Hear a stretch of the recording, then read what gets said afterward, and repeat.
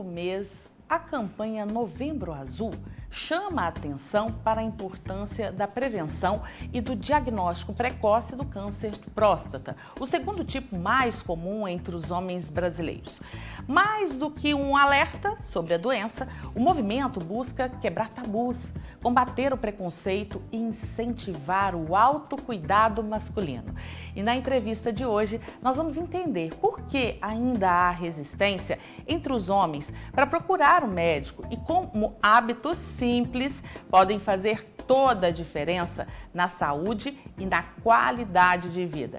Sobre esse assunto, eu converso agora com o oncologista Leonardo Mundim e com o médico Lucas Patrocínio, que é paciente oncológico. Boa tarde, sejam bem-vindos. Boa tarde, obrigado. Então, vamos começar, né? Tudo bom? Boa tarde aí, Lucas.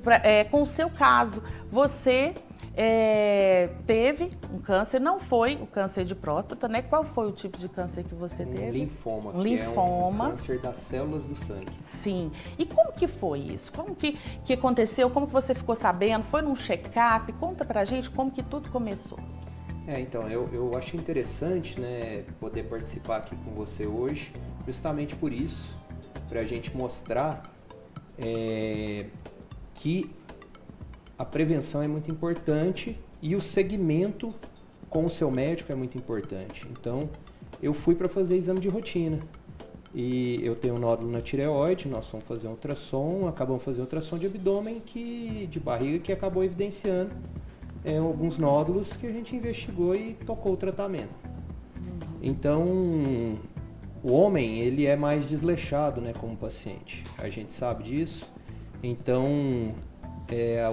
o recado principal de eu estar aqui hoje é falar para os homens, principalmente os médicos também, que você tem que seguir com o seu check-up rotineiro e quando tiver alguma alteração, enfrentar, não fugir. O homem tem mania de fugir, né? Então, nós vamos ir atrás, fazer o check-up, cuidar. Tudo isso é importante, né? Eu deixei de ser médico Unimed para virar paciente Unimed e ter o atendimento aí oncológico. E ainda bem que foi fazer um check-up, né? Que foi fazer os exames, né, periódicos e pôde, porque tem homem que não vai fazer mesmo, né, doutor? No consultório, vocês como médicos, né, sabem que às vezes é difícil levar um homem para uma consulta, não é isso? Exatamente. Tanto o homem saudável, que não tem o diagnóstico, ou muitas das vezes talvez o homem que já tem um sinal, já tem algum sintoma, o corpo já dá algum sinal, mesmo que sutil, ele já tem alguma alteração no cotidiano, alguma dor, falando em câncer de próstata, alguma alteração no hábito urinário, mesmo tendo esses sintomas, enquanto não impacta muito assim no dia a dia, no cotidiano, na qualidade de vida, o homem tem mesmo uma resistência em procurar ajuda. Muitas das vezes, quando a gente compara com a mulher, o homem ele tende no diagnóstico a chegar com um estágio mais avançado da doença justamente por conta dessa resistência, essa sensação talvez de uma invencibilidade, uma falsa proteção. E o senhor falou de sinais. Você sentiu esses sinais? Quais foram esses sinais? Então, no meu caso, não. Não tinha sinal. Não tinha zero. sinal. Olha então, só. Reforçando a necessidade do check-up. Pois é, do exame que você foi fazer periódico. Exame periódico. E lá conseguiu constatar, né? E aí, o tratamento precoce, ele é muito importante, né, doutor Leonardo? Com certeza. Quando a gente tem um diagnóstico precoce, de forma ideal, a gente quer ter casos assim, né? Casos que a gente diagnostica talvez uma doença quando ela ainda é silenciosa, quando ela é assintomática. Quando a gente tem um diagnóstico nesse contexto, a nossa taxa de sucesso, a nossa probabilidade de cura é imensamente maior. Eu quero convidar o pessoal de casa para participar com a gente, né? 99897.000, trazer, né, vocês para a nossa conversa aqui, porque é importante que vocês tiverem alguma dúvida, tiverem passando de repente, né, pela situação do câncer, façam perguntas, manda seu depoimento para a gente aqui, né?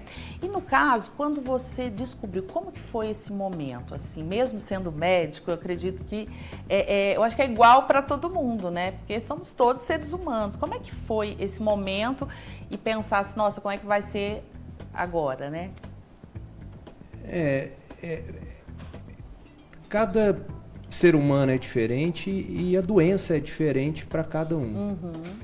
Então, cada um vai lidar de um jeito.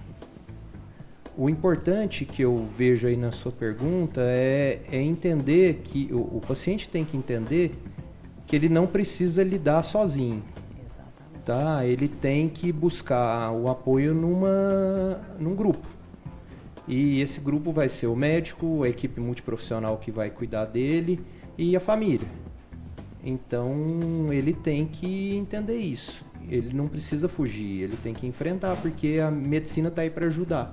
Uhum. E hoje, felizmente, cada dia que passa, nós vamos ter mais opções. Então, cada ano que passa, o mundo vai trazendo para a gente novas opções. Que bom, né? Nossa. E a gente falando aqui do câncer de próstata, né, doutor? Que é, na verdade, Novembro Azul, a gente vem trazendo aí essa prevenção, né? Esse alerta prevenção, né? Quais são os principais fatores de risco hoje para o desenvolvimento do câncer de próstata? Quando a gente fala em câncer de próstata, é interessante que o principal fator de risco para câncer de próstata é o envelhecimento. A gente sabe, professores meus falavam isso, né? Se todo homem vivesse até 200 anos de idade, né, todos nós teríamos câncer de próstata, porque conforme o tempo de vida vai passando e a próstata é uma glândula, ela vai passando pelo envelhecimento, sofrendo alterações ali na célula que compõe esse órgão, essa glândula, vai estar sujeita a ter erros. E com isso, a célula passa a se replicar de forma defeituosa e com isso aumenta o risco de câncer. Uhum. Então, o principal fator de risco para câncer de próstata é o envelhecimento. E o que tem acontecido com a gente a nível mundial e, felizmente, a nível nacional também, né? Hoje, felizmente, a expectativa de vida do brasileiro aumentou, né? Sim. Hoje, a nossa expectativa de vida, ela já está quase próxima a 80 anos. Então, com isso, a gente está mais sujeito a essas doenças do envelhecimento, doenças crônicas, né? E entre elas, o câncer de próstata é uma delas. Alguns outros fatores em paralelo que podem contribuir também são o histórico familiar. O meu histórico aumenta esse risco se eu tenho familiares de primeiro grau cometidos pela doença. Todos aqueles hábitos que a gente sempre fala para a população, para os pacientes, né, nas campanhas, a questão dos hábitos de vida saudáveis, evitar sedentarismo, ter um hábito, uma dieta alimentar balanceada, rica em frutas, pobre em gorduras, evitar excesso de carboidratos, alimentos industrializados. É um passo a passo, né? Todo esse passo a passo ajuda. A gente vai fazer uma pausa aqui na entrevista, tá? E daqui a pouco a gente volta a falar sobre câncer de próstata e a saúde do homem. Então manda sua pergunta, seu depoimento pelo 99897-1000 que a gente volta já já. E nós voltamos a falar aqui sobre a saúde do homem, né? Sobre o câncer de próstata, que é, na verdade, esse mês de novembro, Novembro Azul, todo dedicado a isso. E estou aqui com o Dr. Leonardo Mundim, que é oncologista, e com o médico Lucas Patrocínio também, que é paciente oncológico, e a gente vai continuar o nosso bate-papo. Já estão mandando perguntas pra gente aqui, mas para começar, eu, no intervalo aqui, perguntei, né, pro Dr. Lucas, qual foi o momento mais difícil, né? E ele disse o quê, doutor? Que ainda não chegou, não é isso? Eu acho que a gente tem que ser positivo, né? Sempre querer e lutar e passar, e sempre pensar que tá tudo bem. E a questão psicológica é muito importante, o apoio, porque o senhor falou da multidisciplinar, né, de uma equipe, de um apoio. Para quem está passando, né, por isso em casa, é importante procurar? Que nem eu falei na outra pergunta, cada ser humano é diferente. Sim. Cada um tem que saber o que está precisando, né? Foi a pergunta que eu mais escutei nesses 6 meses, é isso. como é que está a sua cabeça? E essa preocupação está em 10º último lugar. Tem tantas outras coisas que a gente tem que focar, né? Em cuidar, e tratar, e fazer, e seguir o que o médico está pedindo, alimentar direito, igual o Dr. Leonardo falou, fazer exercício, cuidar. Isso é muito importante, é lógico. A saúde mental está lá entre as Mas coisas. o senhor acha que a questão de ser médico e já ter um conhecimento também não ajuda, né? Porque assim, as pessoas que às vezes estão em casa, não têm o conhecimento que o senhor tem, pode ser diferente mesmo, né? Como você falou, cada um é um. Cada ser humano é um, né? Eu acho que o médico é um pouco pior, né? Porque você... eu acho que o médico é um pouco pior, porque você sabe... às vezes você se preocupa com coisas que não precisam. Entendi. Que o paciente não sabe o que está acontecendo e você sabe, e você acaba criando uma ansiedade desnecessária. Então, aí, né, sim, eu acho que a ansiedade é um negócio que atrapalha muito no tratamento. Então, resumindo, né, eu acho que o paciente, nós como paciente, eu dizendo como paciente, precisa do apoio completo. O apoio completo tem que estar disponível. E você tem que se utilizar de tudo que você considerar necessário. Por exemplo, lá no centro da Unimed, Uberlândia, amanhã, sexta-feira, eu tenho consulta com a nutricionista e com a psicóloga. Sim. Tá? Na segunda-feira eu tive com a assistente social e com a enfermeira. E na semana que vem com o médico. Então você tem que ter assistência completa. E aí você vai decidindo o que você tem que fazer mais importante para o seu caso. Você falou algo aí que na sua resposta sobre a nutricionista. A alimentação mudou muito ou não nesse período de tratamento? Tem que mudar, né? Porque assim, eu como médico, a gente trabalha muito. Então é uma carga, eu faço cirurgia de 8, 9 horas, então assim, raramente almoçava. Então, exercício muito irregular. Hoje eu tenho uma dieta mais regular, um exercício mais regular. Isso é importantíssimo. Eu acho que você tem que estar preparado para eventualmente um momento que o seu organismo vai demandar mais de você. Sim. Então é igual o urso, igual os animais, igual nós. Temos que cuidar para quando faltar você tem que estar preparado. Agora, se você gastar a máquina, o dia que você precisar, não vai ter. Aí ela vai estar ali prejudicada já, né? Isso. Nós temos perguntas aqui, doutor. Lúcia, fiz exames de tireoide, deu uns nódulos, mas a médica falou que é normal. Acho que ela está, né, ansiosa aí com esses resultados. Isso, assim, a gente pode ter, na verdade, a imensa maioria dos nódulos de tireoide, eles vão ser benignos, eles não têm nenhum significado, assim, de no futuro, ou no futuro se tornar um tumor maligno, um câncer. Vai depender muito do tamanho desse nódulo, como que ele é. É bem provável que a médica fez essa avaliação durante o exame, né, e a colega avaliou durante a consulta, né, mas aí, dependendo dessa avaliação, ela vai precisar ou não de um acompanhamento, em alguns casos mais próximos, em alguns casos ela pode ficar mais tranquila, acompanhar em intervalos maiores. Entendi. O Jorge, cheguei aqui há poucos meses em Uberlândia, vim de João Pessoa, na Paraíba, tenho 62 anos e faço acompanhamento desde os 50 anos, acho que ele está dando o depoimento dele, e é interessante até para a gente explicar para o pessoal em casa a partir de que idade que é importante começar a fazer esse acompanhamento. O Jorge está de parabéns, é isso mesmo, ele começou a partir dos 50 anos, né? Quando a gente fala hoje em câncer de próstata, né, que talvez é o nosso maior foco agora no Novembro Azul, o câncer de próstata, houve uma época em que a medicina se discutiu muito a questão dos exames preventivos, porque talvez a gente estava achando muitos cânceres, muitos tumores na próstata e ao mesmo tempo a gente não estava tendo um impacto, a gente não estava conseguindo reduzir, por exemplo, a mortalidade da doença.